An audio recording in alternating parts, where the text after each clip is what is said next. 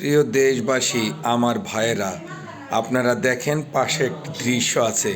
জামাত ইসলাম দৃশ্যতে বুঝিয়েছেন 2008 সাল থেকে বিএনপিকে টেনে তুলছেন, আর 25 সালে এসে বিএনপি তাদের পিছনে ছুরি ঢুকিয়ে দিচ্ছেন। প্রিয় ভাইরা, আপনারা লিখে যাবেন, বলে যাবেন, এই কথা কি সত্য?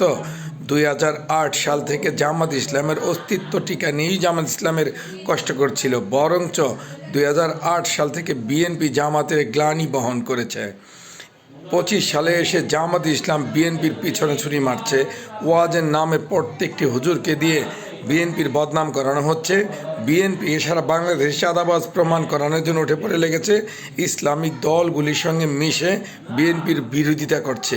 এটা কি বিএনপির পিছনে ছুরি দেওয়া হচ্ছে, না জামাতের পিছনে বিএনপি ছুরি দিচ্ছে? আপনারা বলে যাবেন। দয়া করে বিএনপির যারা আছেন ফেসবুকে জড়িত থাকবেন, অ্যাড থাকবেন ফেসবুকে, এই সমালোচনাকারীদের জবাব দিবেন। মনে রাখবেন, আপনারা যদি মনে করে থাকেন আপনাদের স্বার্থ ক্ষুণ্ণ হচ্ছে, আপনারা একটা কথা ভেবে নেবেন, জনাব তারেক রহমান সাহেব বিদেশ থেকে বসে বিএনপির জন্য লড়াই করছে, আপনাদের জন্য লড়াই করছে। এখানে কেউ যদি তার দল করা নিয়ে আপনার স্বার্থ হানি করে, বা আপনি যদি মনে করেন আপনি স্বার্থ ক্ষুণ্ণ হচ্ছেন, ধৈর্য হারা হবেন না। ধৈর্য রাখুন। আগামীর বাংলাদেশ জনাব তারেক রহমানের বাংলাদেশ, আগামী বাংলাদেশ সুন্দর একটি বাংলাদেশ গড়ার লক্ষ্যে বিএনপি এবং জনাব তারেক রহমান যথাযথভাবে চেষ্টা করছে। বিগত দিনের বিএনপি আগামী বিএনপি এক হবে না, বিগত বাংলাদেশ আগামী বাংলাদেশ এক হবে না।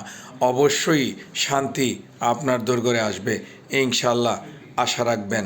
ধন্যবাদ সবাইকে।